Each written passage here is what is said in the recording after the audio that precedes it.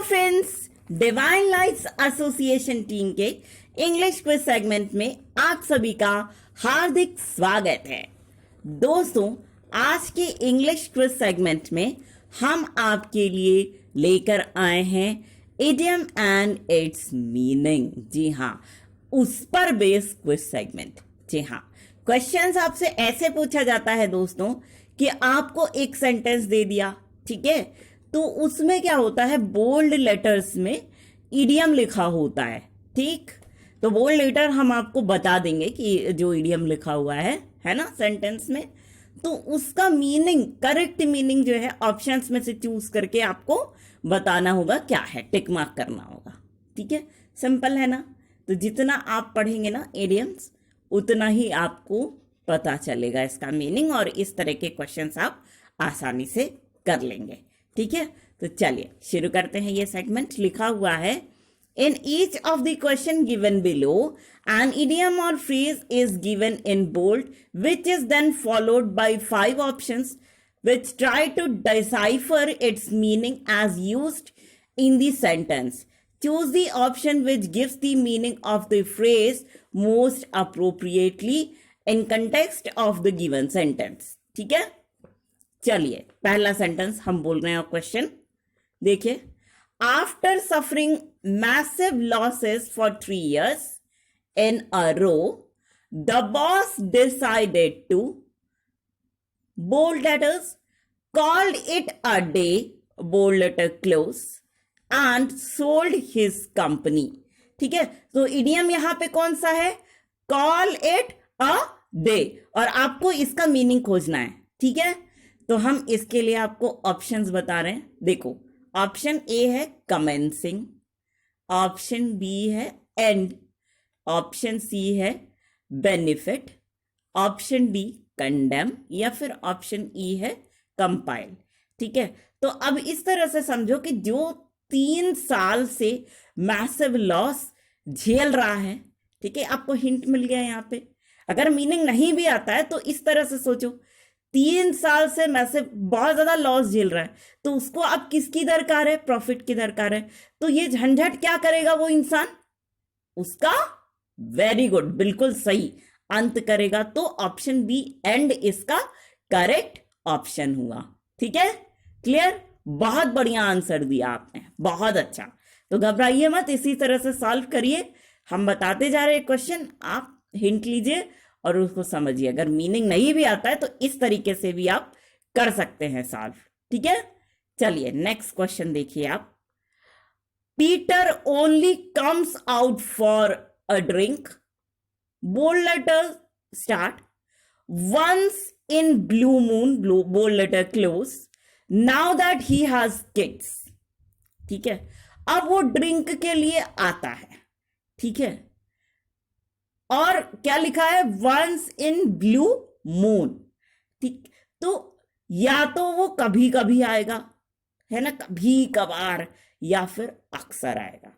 अब जब वंस लिखा है तो आपके लिए नोन है, समझना मीनिंग, हिंट मिल गया ना।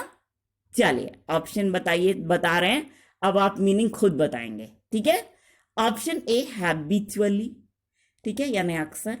ऑप्शन बी अनस्टॉपेबली, मतलब बगैर किसी रुकावट के, बिना नागा जिसे बोलते हैं। Option C rarely, option D compactly, या फिर option E none of the given option is correct. आपको क्या लगता है? Very good, rarely. ठीक है, देखा, इतना सही मीनिंग आपने बताया है। चलिए अब बता लेंगे ना मीनिंग। ओके, ना नेक्स्ट क्वेश्चन पे चलते हैं हम। I have tried calling her a few times but she keeps giving me, bold letter started, the cold shoulder, bold letter closed. ठीक है, तो क्या मुहावरा है यहां पे, द कोल्ड शोल्डर। ठीक है, अब इसका मीनिंग आपको बताना है। मतलब हमने उसको बहुत ज्यादा कॉल किया, काफी टाइम कॉल किया, ठीक है, काफी बार उसको कॉल किया। जब काफी बार कॉल किया किसी ने किसी को, तो वो क्या कर रहा है, हिंट बताइए, क्या मिल गया इससे, वो क्या कर रहा है, उसके साथ किस तरह का ट्रीटमेंट कर रहा है, हिंट समझ रहे हैं ना? चलिए ऑप्शंस बताते हैं आपको। Option A consulting, option B acknowledging, option C addressing, option D ignoring, option E reviewing. आप बताइए आपको क्या लगता है? Very good, ignoring.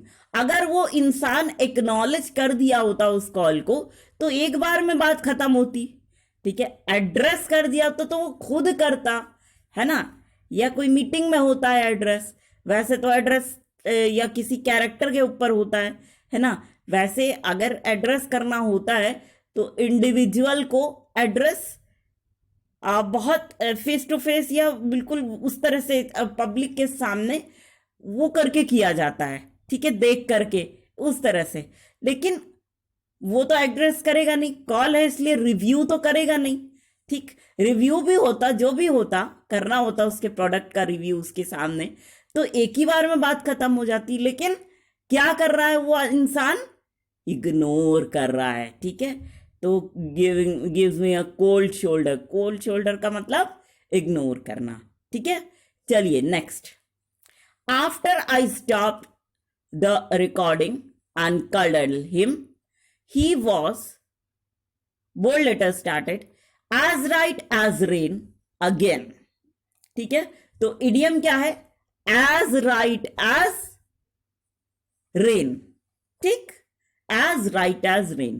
अब देखो ऑप्शन सुनना। ऑप्शन ए है एंग्री, इतना तो करेगा नहीं कोई इंसान।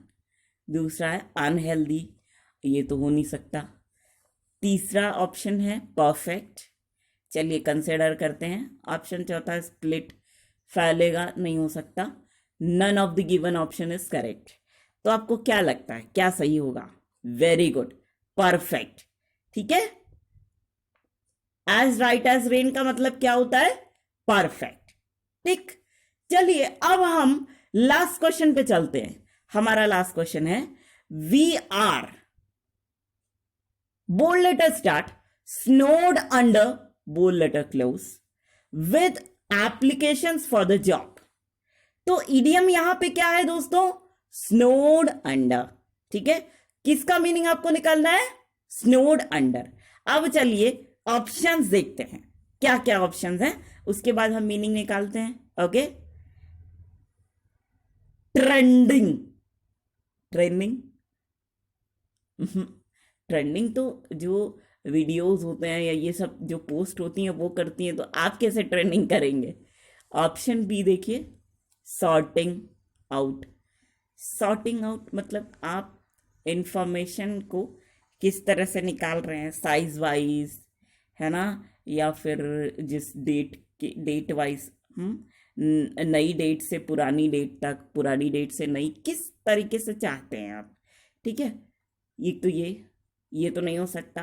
अग्रीइंग, सहमति है, सहमति की बात यहाँ नहीं हो रही है। फिर देखो ट्रबलसम, परेशानी, जावा एप्लीकेशन के साथ परेशान हो रहे हैं, थोड़ा सा अजीब भी लग रहा है बोलने में। ऑप्शन ई है बिजी, ठीक है। तो क्या होगा सही मीनिंग अब बताइए? बिजी, ठीक है। तो अब अगर आप बोल रहे हैं ये कि we are busy with applications for the job, मतलब एप्लीकेशंस, जो जॉब के एप्लीकेशंस होते हैं उनको भरने में हम बिजी हैं उसके काम में, ठीक है। तो अब बताओ ये सेंटेंस बोलने में ठीक लग रहा है ना? तो यही इसका आंसर हुआ।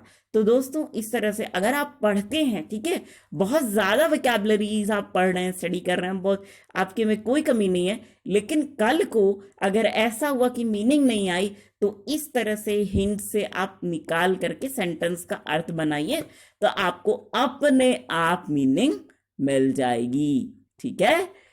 तो दोस्तों इसी सवाल और इसी जवाब के साथ हमारा ये सेगमेंट यहीं पर होता है समाप्त। लेकिन फ्रेंड्स हम आपसे एक रिक्वेस्ट जरूर करेंगे, वो ये कि आप सभी लोग इस सेगमेंट को दिल खोल करके एंजॉय कीजिए और साथ ही इसे उन लोगों तक जरूर से जरूर पहुंचाने की पूरी कोशिश कीजिएगा, my most dearest of the dearest friends, जो लोग इंटरनेट फैसिलिटी का लाभ नहीं उठा पा रहे हैं, है ना। तो इसी छोटे से रिक्वेस्ट के साथ हम आप सभी के ढेर सारे प्यार, जुनून, जज्बात और कड़ी मेहनत के साथ साथ आप सभी की उस कोशिश को भी दिल से सलाम करना चाहेंगे, जिसकी बदौलत ना सिर्फ आप सभी नई नई ऊंचाइयों को छू रहे हैं, बल्कि साथ ही आप सभी हर क्षेत्र में अपनी योग्यता का परचम लहरा पाने में भी भली भांति सक्षम हैं। तो दोस्तों, इसी बात के साथ और इसी गर्व की भावना को अपने मन में संजोए हुए एक बार फिर पूरी डिवाइन लाइट्स एसोसिएशन टीम की ओर से हम आप सभी को कहना चाहेंगे दिल से प्यार भरा नमस्कार।